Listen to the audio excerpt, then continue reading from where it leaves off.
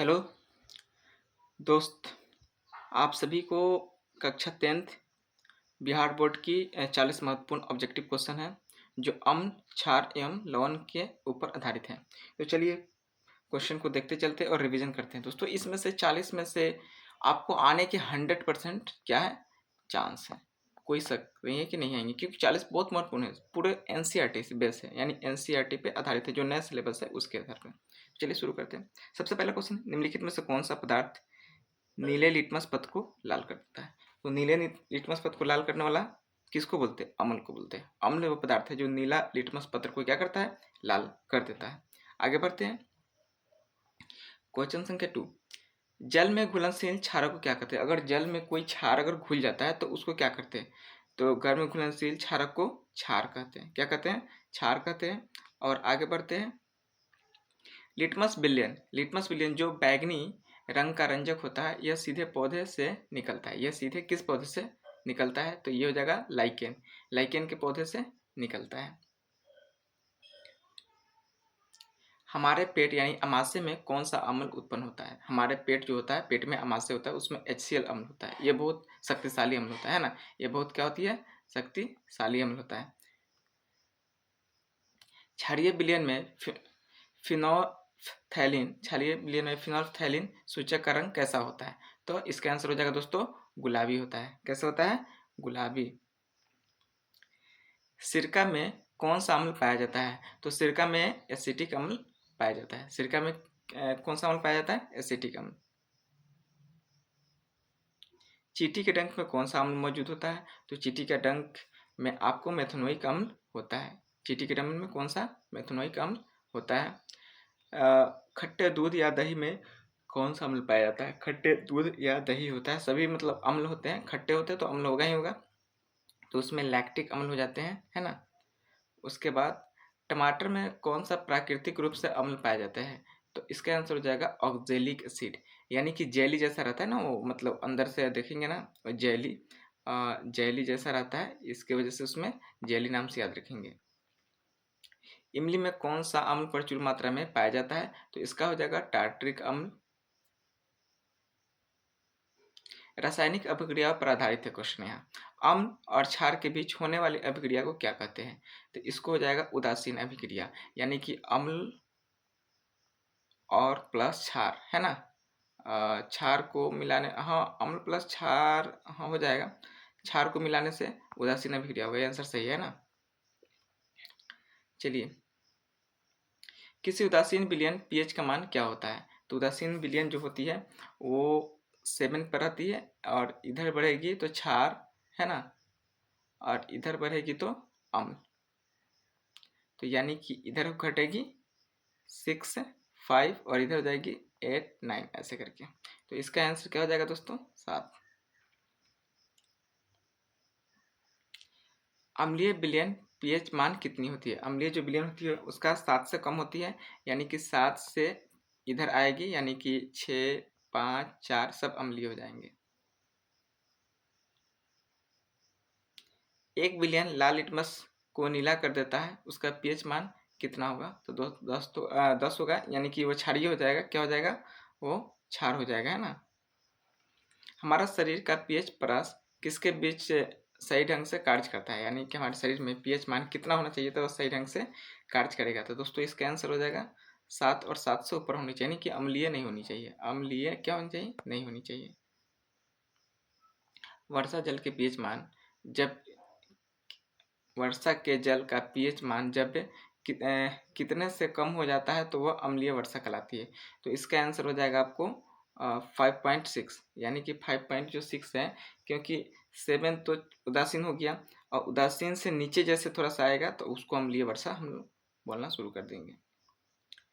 मुंह का पीएच मान कितने से कम होने पर दांतों को क्षय यानी कि सड़ना क्या होता है? प्रारंभ हो जाती है। तो 5.5, यानी कि अम्ल की वजह से, देखिए अम्ल में कोई भी चीज़ क्या हो जाती है ना, वो मतलब घुल जाती है। घुल मतलब एक तरह से क्या बोलते हैं उसको, गला दिया जाता है, यानी मेरा कहने का मतलब है गल जाता है। तो मुंह में भी अगर पीएच मान 5.5 हो जाएगा तो क्या होगा? दांत सड़ने लगेंगे, है ना। अम्ल धातु के साथ अभिक्रिया करके कौन सी उत्सर्जित गैस बनाती है? तो अम्ल है धातु के साथ हाइड्रोजन गैस बनाती है, हाइड्रोजन गैस बनाती है। धातु के ऑक्साइड सामान्यतः किस प्रकृति के होते हैं? तो क्षारीय होते हैं। धातु का ऑक्साइड जो होती है क्षारीय होंगे, है ना। धातु के ऑक्साइड किस प्रकृति के होते हैं? अधातु है। अधातु के ऑक्साइड किस प्रकार की होगी? तो अम्लीय होंगे, यानी धातु के क्षारीय और अधातु के अम्लीय होंगे। शुद्ध जल का पीएच मान कितनी होनी चाहिए? तो ये 7 पे होनी चाहिए, उदासीन हुए ना, उदासीन होनी चाहिए। आगे देखते हैं, सोडियम हाइड्रोक्साइड NaOH होता है उसका सूत्र का पीएच मान लगभग कितना होता है? तो इसका आंसर हो जाएगा 14, इसलिए कि क्या हो जाएगा ना, ये क्षार बेस हो जाएगा ना, क्षार है ना, ये क्षार हो जाएगा, हाइड्रोक्साइड हो जाएगा, क्षार हाइड्रोक्साइड। जठर रस का पीएच मान लगभग कितना होता है? यानी कि जठर रस जाने हमारे पेट जो होता है ना, पेट का जो पेट में, मतलब ऐसे बोलिए, पेट में जो अम्ल होता है, अम्ल है ना, अम्ल होता है, उसका पीएच मान कितनी होती है? तो 1.2, यानी कि इतना ज़्यादा मतलब शक्तिशाली होता है, बहुत शक्तिशाली, यानी कि तभी तो हम लोग खाते हैं तो आसानी से कोई भी चीज़ क्या हो जाता है, पच जाता है। अपच का उपचार करने के लिए निम्नलिखित से किस औषधि का उपयोग किया जाता है? तो एंटी एसिड, यानी कहने का मतलब एंटी एसिड का मतलब होता है एसिड नहीं, यानी कि अम्ल नहीं, अम्ल नहीं, है ना, अम्ल नहीं होना चाहिए, उस चीज़ का प्रयोग करेंगे जो हमारे पेट को अम्लता को क्या कर दे, दूर कर दे। ताजे दूध का पीएच मान 6 होता है, यानी कि ताज़ा दूध हम लोग और करते हैं मतलब गाय के से दूध से निकालते हैं तो पीएच मान 6 होता है। दही बनने पर उसका पीएच मान क्या हो जाता है, परिवर्तन हो जाता है, यानी कि पीएच मान और कम जाता है। जैसे कि अगर मान लेते हैं 6 है तो घट के 5 हो जाएगा, 4 हो जाएगा। जिस तरह से ज़्यादा खट्टा रहेगा तो उसका पीएच मान क्या होगा, घटेगा। लवण और उनके रासायनिक सूत्र। साधारण नमक का रासायनिक सूत्र क्या होता है? तो सोडियम क्लोराइड होता है, NaCl। विरंजक चूर्ण का रासायनिक सूत्र क्या होता है? कैल्शियम ऑक्सीक्लोराइड होता है, कैल्शियम ऑक्सीक्लोराइड, ये हो जाएगा आपका।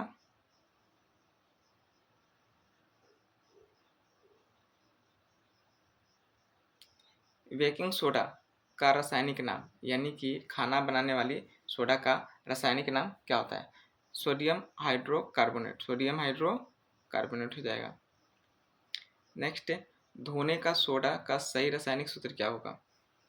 मतलब कपड़ा धोने या किसी भी चीज़ को धोने का सोडा का मतलब क्या हो जाएगा? तो इसका हो जाएगा सोडियम कार्बोनेट 10 हाइड्रोक्साइड।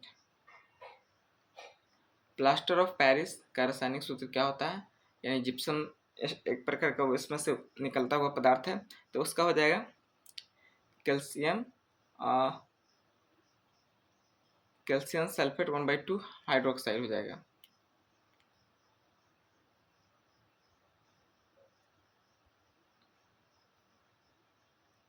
जिप्सम को किस तापमान पर गर्म करने पर वो प्लास्टर ऑफ पेरिस में बदल जाता है? यानी किस तापमान पर गर्म करेंगे तो प्लास्टर ऑफ पेरिस में क्या होगा, बदल जाएगा? तो 100 डिग्री सेल्सियस 373 केल्विन में।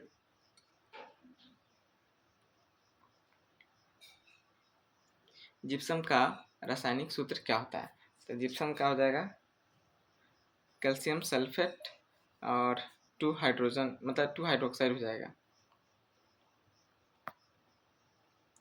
बुझे हुए चूने पर क्लोरीन गैस की क्रिया से कौन सा पदार्थ बनता है? यानी कि बुझा हुआ जो चूना होता है, जिसको गला हुआ चूना, गला हुआ है ना, मतलब वो गल चुका है, मतलब उसमें पानी डालने के बाद वो गल जाती है, तब उस चूना को बुझा हुआ चूना कहते हैं।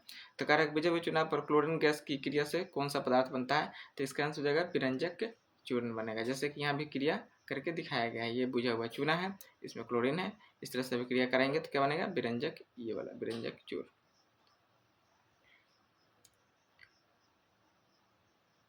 संगमरमर यानी मार्बल का खड़िया का रासायनिक सूत्र क्या होता है? यानी संगमरमर जो मार्बल होता है, कैल्शियम क्या हो जाएगा दोस्तों, कैल्शियम कार्बोनेट, कैल्शियम कार्बोनेट हो जाएगा इसका। नीले थोथे यानी तूतिया का रासायनिक सूत्र क्या होता है? नीले जो थोथे होते हैं उसके रासायनिक सूत्र क्या होता है? तो दोस्तों इसका आंसर हो जाएगा CuSO4.5H2O, यानी कि कैल्शियम सल्फेट पेंटा 5 है तो इसमें पेंटा हाइड्रोक्साइड बोलेंगे। क्लोर क्षार प्रक्रिया में कौन सी गैस उप उत्पाद के रूप में मिलती है? क्लोर क्षार के रूप में, तो यानी क्लोरीन और हाइड्रोजन क्या मिलेगी? क्लोरीन और हाइड्रोजन मिलेगी।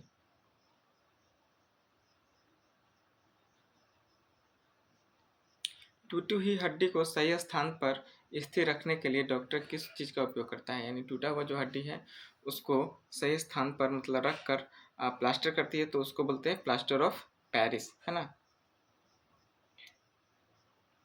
बेकिंग पाउडर किन पदार्थों का मिश्रण होता है? यानी कि जो बेकिंग पाउडर है वो किस चीज़ का क्या होता है? मिश्रण होता है। तो इसका आंसर हो जाएगा दोस्तों बेकिंग सोडा और टार्ट्रिक अम्ल। बेकिंग पाउडर जो होती है बेकिंग सोडा और टार्ट्रिक अम्ल का मिश्रण होता है। ये दोस्तों मतलब ये क्वेश्चन पूरा VBI है, इसको याद तो रखना ही है। निम्नलिखित में से कौन सा एक प्रबल अम्ल है? यानी कि शक्तिशाली अम्ल किसको बोलते हैं? HCl, जो हमारे पेट में पाया जाता है। पेट में क्या होता है? पाया जाता है।